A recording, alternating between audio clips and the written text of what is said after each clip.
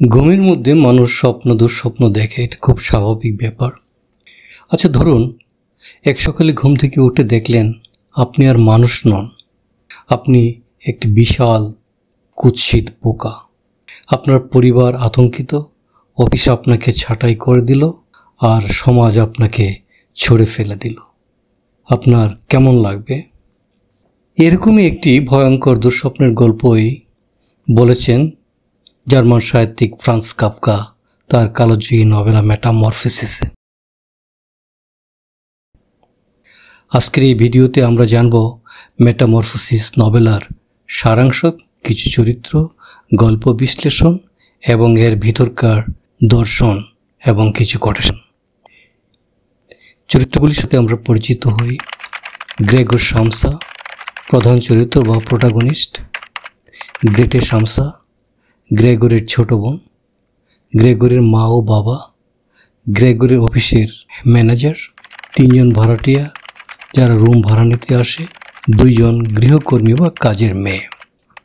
প্রথমে আমরা নভেলার গল্পটি সংক্ষেপে জেনে নিই। প্রায় 22,000 শব্দের মেটামরফোসিস সাহিত্যের জগতে আলোড়ন সৃষ্টিকারী একটি নভেলা। আধুনিক সাহিত্যে সৃষ্টি হয়েছে নতুন ধারা। প্রখর প্রতিভার অধিকারী ফ্রান্স কাফকার জীবনের মনস্তাত্ত্বিক সংকট এবং অন্তর্দ্বন্দ্বের প্রতিফলন ঘটেছে এই গ্রন্থে। কাহিনীতে লেখক রূপকের মাধ্যমে দেখিয়েছেন যে কর্মহীনতা, অবহেলা এবং প্রতিঘাতের প্রভাবে মানুষ বিচ্ছিন্ন বা এলিনিয়েটেড হয়ে পড়ে। এই নভেলার প্রথম লাইনটিতেই সম্পূর্ণ নভেলার একটি ভাবার্থ প্রকাশ পায়। বাক্যটি লক্ষ্য করুন।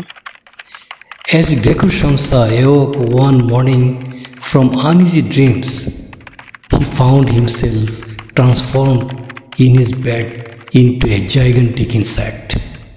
এর বাংলাটি দাঁড়ায়, এক সকালে গ্রেগর সামসা একটি অস্বস্তিকর স্বপ্ন দেখে ভোরে ঘুম থেকে জেগে সে বুঝতে পারল সে সত্যি সত্যি একটি বৃহৎ ও কদাকার পোকায় পরিণত হলো। শারীরিকভাবে পোকায় পরিণত হলেও তার ভেতরের মানুষের অনুভূতি রয়েছে এবং শুয়ে শুয়ে ভাবতে থাকে কিভাবে অফিসে যাবে। অফিসের সময় পেরিয়ে যাচ্ছিল আর তার দুশ্চিন্তাও বেড়ে যাচ্ছিল। সে অনুভব করল যে চাকরি জীবনে কোনোদিন ছুটি পর্যন্ত নেয়নি। সে অফিসে না গেলে তাকে তিরস্কার করা হবে, অপমান করা হবে। সে চিন্তায় অস্থির হয়ে পড়ল। ঘড়িতে অ্যালার্ম বাজছিল আর সময় গড়িয়ে যাচ্ছিল। একটার পর একটা ট্রেন চলে যাচ্ছিল। গ্রেগর ঘুম থেকে উঠছে না দেখে মা ডাকতে এলেন, বোন এলেন, বাবা এসে কয়েকবার ডেকে বিরক্ত হয়ে নাস্তার টেবিলে ফিরে গেলেন।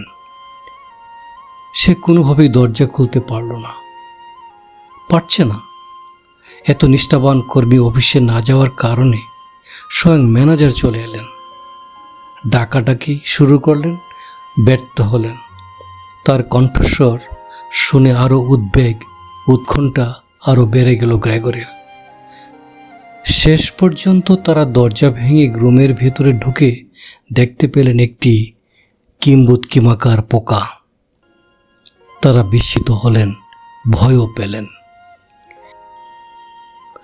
গ্রেগরের পোকায় রূপান্তরিত ঘটনাটা নিয়ে গল্পটি ক্রমে এগিয়ে যায়। একটি রুমের ভেতরে আবদ্ধ একটি পোকা অন্তর্দহনে জর্জরিত হতে লাগলো। সে সবার কণ্ঠস্বর শুনতে পেত কিন্তু নিজে কিছু বলতে পারত না। রুম থেকে বের হতে চাইতো কিন্তু পারত না। বাবা মা বিরক্ত হলেও বোনটি তাকে খাবার দিত এবং ঘরও পরিষ্কার করে দিত। কাজে মেয়েরাও তুচ্ছ তাচ্ছিল্য করত, তার রুমে আসতো না। গ্রেগরের মধ্যে মানুষের বৈশিষ্ট্যগুলো লুপ্ত হতে লাগলো। ফলে ফ্রেশ খাবারের চেয়েও পচাবাসি খাবার খেতে পছন্দ করতে লাগলো। গ্রেটে সমস্যা বুঝতে পেরে গ্রেগরের জন্য পচাবাসি খাবার দেওয়া শুরু করলো। গ্রেগরের বাবা 5 বছর আগে ব্যবসায় লোকসান দিয়ে ঋণগ্রস্ত হয়ে পড়াতে সে আরও বেশি চিন্তাচ্ছন্ন হয়ে পড়ে। কিভাবে তারা ঋণ পরিশোধ করবে ভেবে পায় না গ্রেগর। একদিন শুনতে পেল তার বাবা কিছু টাকা জমানো ছিল, সে টাকা দিয়ে ঋণ পরিশোধ করতে পারবে। বাবাও এর মধ্যে একটি চাকরি জুটিয়ে নিলেন। তাদের অভাবের সংসারে একটি রুম ভাড়া দেওয়ার জন্য মা বাবা সিদ্ধান্ত নিলেন। 3 জন ভাড়াটিয়া এলেন রুম দেখার জন্য। তাদের একটি চাওয়া, রুম হতে হবে পরিষ্কার পরিচ্ছন্ন। কিন্তু রুমের ভেতরে পোকা ও অপরিষ্কার রূপ দেখে তারা চলে গেলেন। গ্রেটের বেহালার সুর শুনে সেখানে যেতে চাইল গ্রেগর। কিন্তু গ্রেগর যখন বের হলো তখন তার পরিশ্রান্ত বাবা বাসায় ফিরে তাকে রুমের বাইরে দেখে একটা আপেল ছুঁড়ে মারলেন পিঠে। এতে সে আহত হলো। এতদিন বোন খাবার দিত, রুম পরিষ্কার করত এবং শেষ পর্যন্ত বাবা মায়ের মতো সেও বিরক্ত হয়ে উঠল। বাড়ির কেউ চাইতো না এই পোকা এই বাসায় থাকুক কিংবা বেঁচে থাকুক। গ্রেগর বুঝতে পারল গ্রেগর মারা গেল। গ্রেগর মারা যাওয়ার পর বাবা মা ও গ্রেটে বেড়াতে বের হলো এক আলোক উজ্জ্বল সকালে। কয়েক মাস পর ট্রামে চেপে শহরের বাইরে গেলেন তারা। 3 জনই চাকরি পেয়েছে। এতদিনের দুঃখে ভারাক্রান্ত পরিবারটি যেন দুঃখমুক্ত হলো এবং তাদের হারানো আনন্দ ফিরে পেতে লাগল।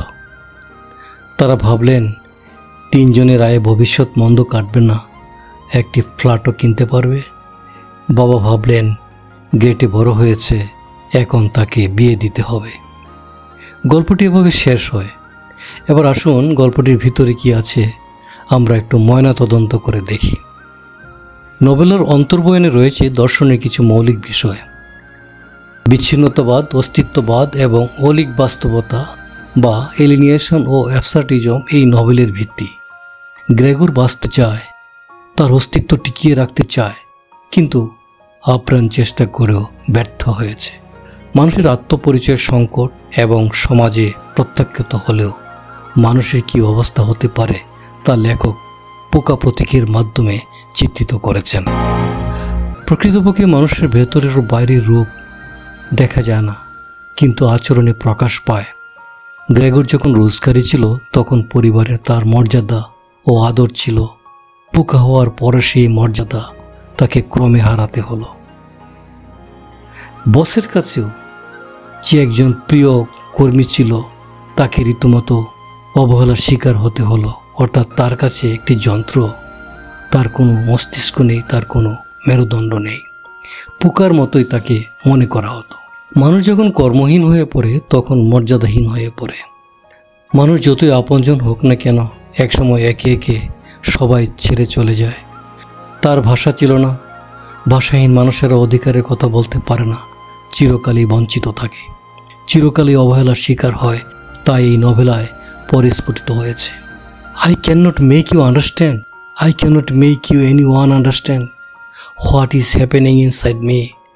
I cannot even explain it to myself. এটা ছিল গ্রেগরের বুকের ভিতরের বধির কান্না। এই কান্না কারো কাছে সে প্রকাশ করতে পারেনি, কাউকে সে বোঝাতে পারেনি। যেসব মানুষ অকর্মণ্য, অপদার্থ, রোজগারহীন, তাদেরও কিন্তু এই পোকার মতো অবস্থা হয়। তাদের ভিতরে অনেক কান্না থাকে, কিন্তু আমরা সেই কান্না উপলব্ধি করতে পারি না, বুঝতে পারি না। এখানে ভাড়াটিয়া 3 জনকে পুঁজিবাদের প্রতিনিধির রূপক হিসেবে দেখানো হয়েছে। যৌক্তিক কারণ ছাড়া পোকা হয়ে যাওয়া মানে অ্যাবসার্ডিজম। এই অ্যাবসার্ড বিষয় থেকে লেখক ফিরে এসেছেন সমাজের বাস্তবতায়। Reality, magic realism, absurdism, dream like রিয়েলিজমের মিশ্রণে কাফকার সৃষ্টির নতুনত্বে। প্রচলিত ফরম্যাট ভাঙার কাজটি করেছেন অত্যন্ত সুচারুভাবে তিনি ফ্রান্স কাফকা। তবে অবাক হওয়ার বিষয় হলো পুঁজিবাদকে নেতিবাচক দেখানো হলেও মার্ক্সবাদীরা এই নভেলাকে বাজেয়াপ্ত করেছিল। নাৎসিরা এই বই নিষিদ্ধ করে বাজারে প্রাপ্ত কপি রাস্তাঘাটে পুড়িয়েছে। নিজ মাতৃভূমি চেক প্রজাতন্ত্র বইটি নিষিদ্ধ ও পুড়িয়েছে রাস্তাঘাটে। গত শতাব্দীর 30 দশক থেকে 50 দশক পর্যন্ত 20 বছর বইটি ইউরোপের বিভিন্ন দেশে নিষিদ্ধ ছিল। অর্থাৎ রাশিয়া সহ পূর্ব ইউরোপের বেশ কয়েকটি দেশে, বিশেষ করে মার্ক্সপন্থী দেশে এই নভেলাটি নিষিদ্ধ ছিল। রুমটি গ্রেগরের জন্য একটি কারাগার এবং দরজাটি তাকে যোগাযোগ থেকে বিচ্ছিন্ন করে রাখার আরও একটি রূপক বা মেটাফর। একমাত্র ছোট বোন মানবতাবাদী, কিন্তু সেও শেষাবধি অতিষ্ঠ হয়ে পড়ে এবং গ্রেগরির মৃত্যু কামনা করে। অর্থাৎ রূপকার্থে কর্মহীন মানুষ যে কোনো পরিবারের জঞ্জাল, যার কাছ থেকে মুক্তি পেতে চায় পরিবারের সক্ষম অন্যান্য সদস্য। এই নভেলার বিষয়ে সার্ত্রর নো এক্সিট নাটকের অস্তিত্ববাদের চিন্তার প্রতিফলন ঘটেছে। সার্ত্রর এই নাটকের একটি বিখ্যাত সংলাপের কিছুটা ছায়া দেখা যায়, হেল ইজ আদার পিপল, অর্থাৎ অন্যের চোখে আমি নরক অথবা অন্যরা আমার চোখে নরক। কোনো ব্যক্তি যদি অন্য ব্যক্তিকে পছন্দ না করে তাহলে ওই লোক নরকের সমান। পোকা হওয়ার পর গ্রেগরের নরকে বসবাস করার মতোই অবস্থা ছিল। প্রথম বাক্যটিতে রিয়েলিটি এবং অ্যাবসার্ডিটির সংমিশ্রণ রয়েছে। গ্রেগরির জীবনে ঘটে এক অলৌকিক কিন্তু শীতল যুক্তিবোধে বর্ণিত এক অভিনব ঘটনা, যা অনেক মানব ইতিহাসে নেই। এটি অস্তিত্বগত নিঃসঙ্গতার প্রতীক বা এক্সিস্টেন্সিয়াল আইসোলেশন। মানুষ বদলে যায় আর পরিবার, সমাজ ও রাষ্ট্রের বিধিবিধানের অপব্যবহার এবং অর্থনীতির নানা রকম বিশৃঙ্খলায় আটকে যায়। মানুষ নিঃসঙ্গ হয়ে পড়ে, বিচ্ছিন্ন হয়ে পড়ে এবং মৃত্যুর পর তার আর কেউ থাকে না। এই নভেলার লক্ষ্য করা যায়, we all wake up one day and find that the world no longer sees us as human. আমরা একদিন সবাই জেগে উঠি এবং দেখি এই পৃথিবীর কেউ আমাদের মানুষ হিসাবে দেখে না। আসলে পরাজিত মানুষেরা বিচ্ছিন্ন হয়ে পড়ে, তারা সমাজকে অর্থাৎ সামাজিক বিভিন্ন অনুষ্ঠান বর্জন করে।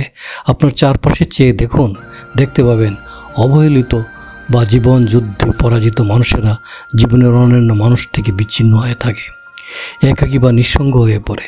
পরিশেষে বলা যায়, মেটামরফোসিসের কাহিনী দ্বারা পৃথিবীর অনেক বিখ্যাত লেখক ও দার্শনিক প্রভাবিত হয়েছেন এবং তার প্রতিফলন তাদের লেখায় পাওয়া যায়, যা আমরা এর পূর্বের ভিডিওতে আলোচনা করেছি।